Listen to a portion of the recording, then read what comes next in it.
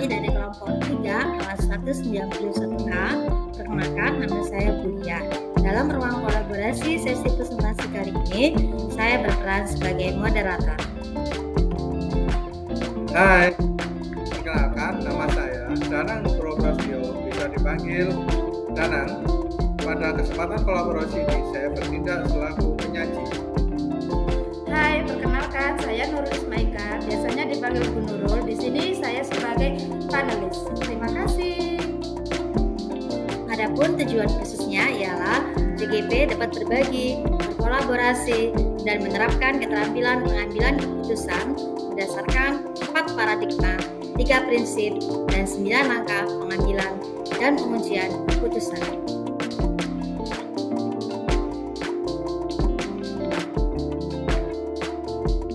Studi kasus kelompok 3. Saat kenaikan kelas sudah dekat, waktunya guru mengumpulkan semua data dan nilai siswa. Saya sebagai guru kelas mengkhawatirkan keadaan salah satu siswa saya yang bernama Haryo.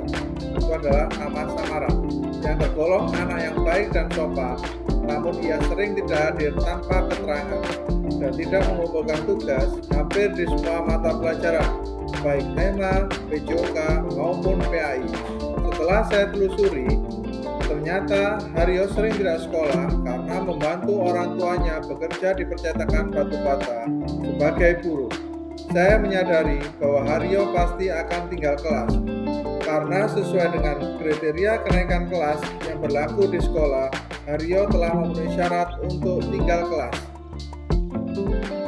Namun saya teringat pada peristiwa yang hampir sama yang muncul pada rapat kenaikan kelas terdahulu.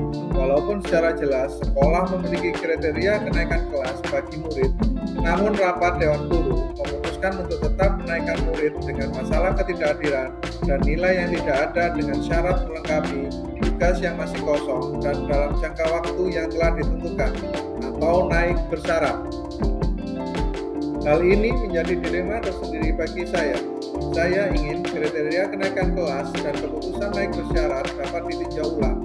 Karena jika hal seperti ini terus-menerus terjadi berulang-ulang, dikhawatirkan murid dan wali murid menyepelekan aturan sekolah dan sekolah menjadi berkurang integritasnya di mata masyarakat.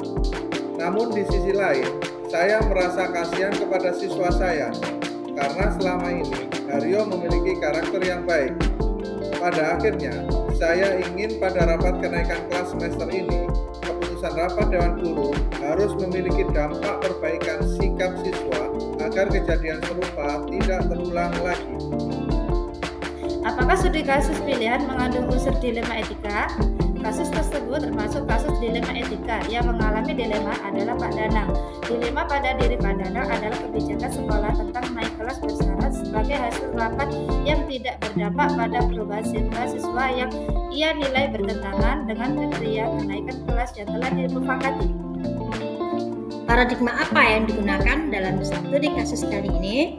Yang pertama adalah studi kasus memuat paradigma individu lawan kelompok atau individual versus community. Pak Danang ingin menegakkan kebijakan tentang kriteria kenaikan kelas melawan kebiasaan sekolah yang sering memberi keputusan dalam rapat tentang naik bersyarat yang tidak berdampak pada perubahan sikap siswa. Paradigma yang kedua yaitu studi kasus memuat paradigma jangka pendek lawan jangka panjang. Dalam kasus ini, saya juga memikirkan jangka panjang. Jika sekolah terus-menerus menggunakan kebijakan naik bersyarat, maka sekolah kurang memiliki integritas. Sedangkan jangka pendeknya, saya juga memikirkan nasib siswa yang tidak naik kelas. Paradigma apa yang digunakan dalam studi kasus pilihan? Studi kasus memuat paradigma keadilan melawan kasihan. Dalam kasus ini, Pak Danang ingin agar kebijakan naik kelas bersyarat ditinjau ulang dengan tujuan agar kasus yang sama tidak terjadi lagi. Namun di sisi lain, sebagai seorang guru kelas, Pak Danang juga merasa kasihan terhadap Prinsip mana yang mendasari pilihan pengambilan keputusan yang diambil? Yang pertama, berpikir berbasis peraturan atau rule-based thinking. Prinsip yang kita ambil dalam pengambilan keputusan tentunya berkaitan dengan nilai yang tertanam dalam diri kita. Dalam kasus ini, saya memiliki sikap jujur dan komitmen untuk untuk mengubah kebijakan sekolah yang kurang baik menjadi kebijakan sekolah yang memiliki dampak positif baik bagi sekolah, siswa, wali murid, dan warga sekolah lainnya. Saya ingin menyuarakan pendapat saya dalam rapat kenaikan bersama Dewan Guru untuk berkolaborasi dalam membuat kebijakan kenaikan bersyarat. Yang kedua, prinsip yang mendasari pilihan pengambilan keputusan yang diambil adalah berpikir berbasis rasa peduli atau care-based thinking. Dilema yang terjadi tentu akan melibatkan perasaan kita pada saat mengambil keputusan.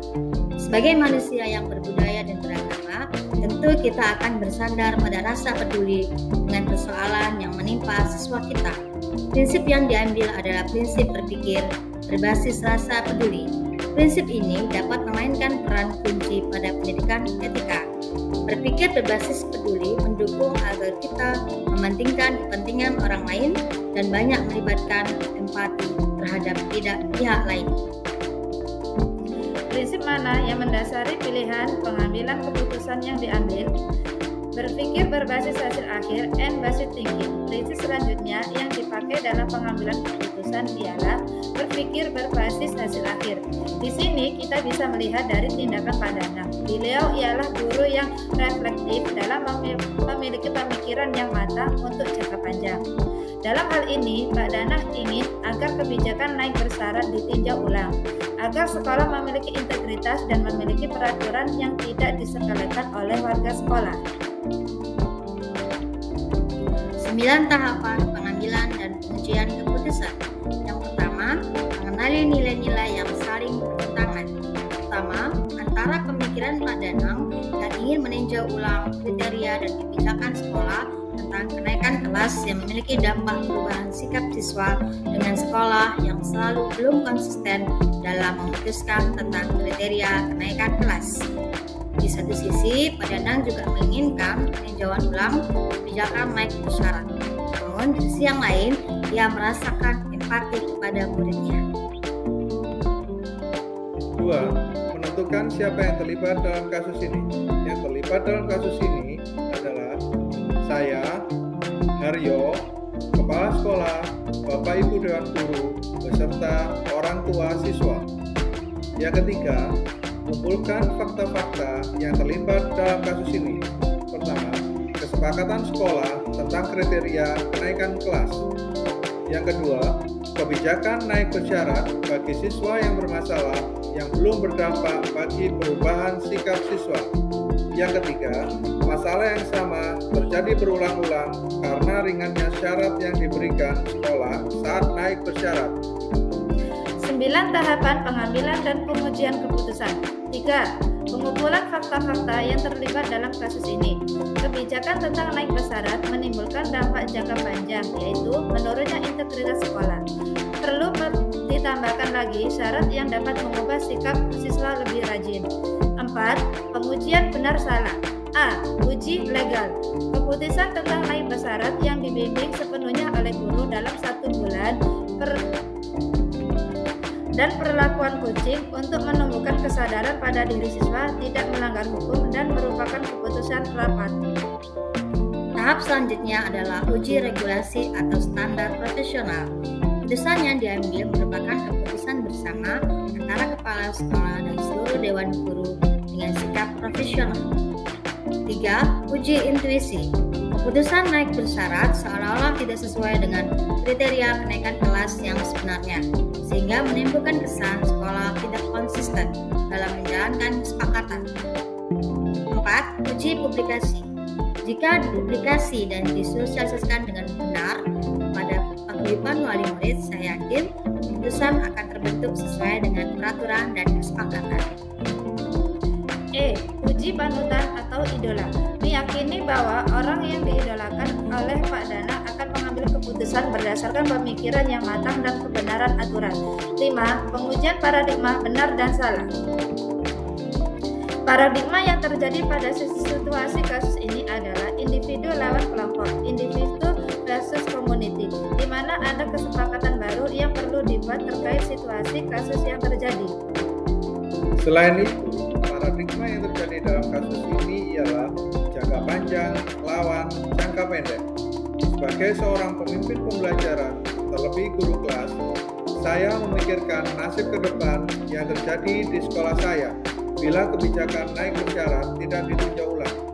Namun di sisi lain, saya juga memikirkan nasib siswa saya yang selama ini memiliki karakter yang baik, namun karena kesulitan ekonomi yang menyebabkan dia sering tidak masuk. Senada dengan hal di atas, paradigma keadilan versus kasihan juga ada di dalam kasus ini. Namun, harus tetap ada kesepakatan baru yang dibuat mengenai kebijakan naik bersyarat. Tahap keenam adalah melakukan prinsip resolusi. Prinsip yang dipakai dalam menyelesaikan dilema ini adalah berpikir berbasis peraturan, rule-based thinking, berpikir berbasis rasa peduli, dan berpikir berbasis hasil akhir. Diharapkan dengan menerapkan prinsip tersebut, didapatkan hasil akhir berupa keputusan yang tentunya dapat dipertanggungjawabkan. Yang ketujuh, investigasi opsi trilema. Pengambilan keputusan sudah didiskusikan dengan baik dan seksama dalam rapat kenaikan kelas bersama kepala sekolah dan Bapak Ibu Dewan Guru dengan memperbarui keputusan sebelumnya dan menambahkan hal-hal yang penting dan disesuaikan dengan kebutuhan siswa agar kejadian serupa tidak lagi terjadi berulang-ulang. 8. Buat keputusan. Keputusan rapat bagi siswa yang memiliki masalah, termasuk siswa yang tidak naik kelas, akan didampingi khusus oleh guru mata pelajaran. Guru kelas menuntaskan pembelajaran dan tugas yang belum terlaksana. Siswa diberi semacam kunci agar timbul kesadaran dalam dirinya untuk berubah dan kembali mengikuti pelajaran dengan rajin, patuh, taat, dan bertanggung jawab. Membuat perjanjian untuk tidak mengulangi perbuatan yang sama. Tahapan ke-9, lihat keputusan dan refleksikan. Pertama, keputusan telah memenuhi nilai-nilai kebajikan dan peraturan yang berlaku. 2. Keputusan yang diambil merupakan kesepakatan yang harus dipertanggungjawabkan semua pihak terkait atau konsisten. Refleksi, 3 langkah pengambilan dan pengujian keputusan telah dilakukan, namun realitanya tidak semudah itu dalam mengambil keputusan. Sebagai seorang pemimpin pembelajaran, kita dihadapkan pada berbagai kasus yang harus kita selesaikan. Termasuk dalam kasus ini, semoga dengan keputusan yang didapat bisa diterima dan dijalankan oleh semua pihak. Kesimpulan, dalam kasus ini menggunakan paradigma individu lawan kelompok, keadilan lawan kasihan, dan jangka pendek lawan jangka panjang. Prinsip berpikir yang mendasari pengambilan keputusan ialah berpikir berbasis peraturan, berpikir berbasis rasa peduli, dan berpikir berbasis hasil akhir. Dalam pengambilan keputusan, kami sudah menggunakan 9 langkah dalam pengambilan dan pengujian keputusan.